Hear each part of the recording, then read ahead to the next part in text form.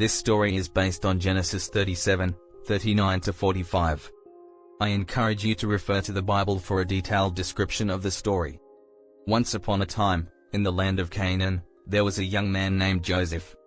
He was 17 years old, the second youngest of 12 brothers, and his father, Jacob, absolutely adored him. You see, Joseph wasn't just any son, he was Jacob's favorite. And Jacob wasn't exactly subtle about it. He gave Joseph a fancy, colorful robe, the kind no one else had. His brothers? Well, let's just say they didn't take it well. Now, Joseph had this habit of dreaming. And not just any dreams, strange, vivid ones. One night he told his brothers, "Hey, I dreamed we were binding sheaves of grain in the field, and suddenly all your sheaves bowed down to mine." His brothers weren't impressed. "What are you saying? That you're going to rule over us?" they snapped. And Joseph didn't stop there. He told them about another dream, the sun, the moon, and 11 stars all bowing down to him. Even his father, Jacob, found this one a bit much. Let's just say these dreams didn't exactly help Joseph's relationship with his brothers. They were jealous, angry, and fed up with what they saw as his arrogance.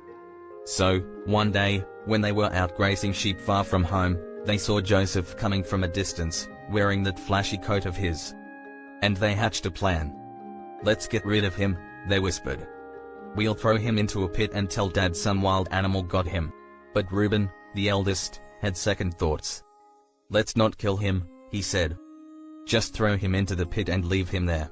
Reuben secretly planned to rescue Joseph later. Things went from bad to worse for Joseph. As he sat in the pit, his brothers spotted a caravan of traders passing by. "Why not sell him instead?" Judah suggested.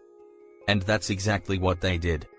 For 20 pieces of silver, they sold their own brother as a slave to a group of Ishmaelite traders heading to Egypt. When they got home, they showed Jacob the bloodied robe. "Look what we found," they lied. "Is this Joseph's?"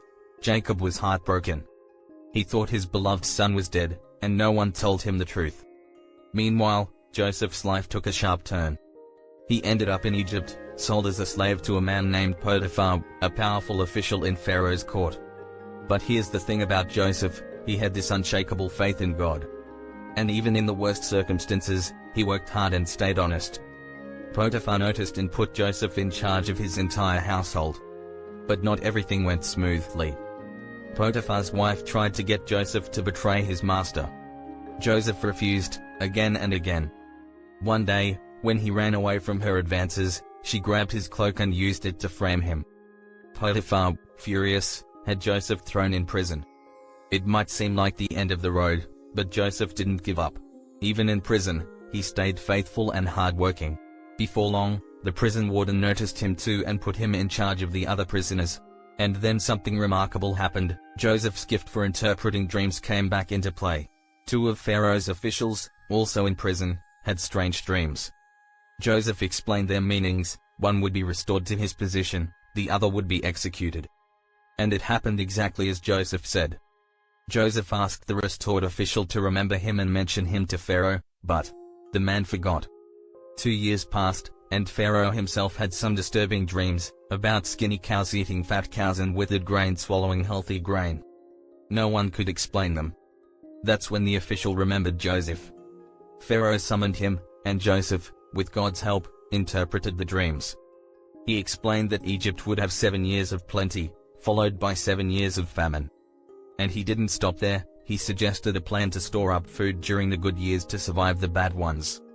Pharaoh was so impressed, he made Joseph the second most powerful man in Egypt, in charge of the entire land. Joseph went from prisoner to prince in the blink of an eye. And when the famine hit, people from all over came to Egypt for food, including Joseph's brothers. When his brothers arrived, they didn't recognize Joseph. But Joseph recognized them. Instead of revealing himself right away, he tested them to see if they'd changed. And they had. When Joseph finally revealed who he was, they were terrified.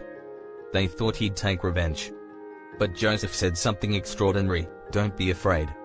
You meant to harm me, but God meant it for good, to save many lives." And just like that, a broken family was restored. Joseph forgave his brothers, and they all moved to Egypt, where Joseph provided for them during the famine. Joseph's story is about forgiveness, resilience, and trusting that even the worst circumstances can be turned into something good. No matter how dark things seem, there's always hope. And that's the story of Joseph and his brothers, a tale of dreams, redemption, and the power of forgiveness.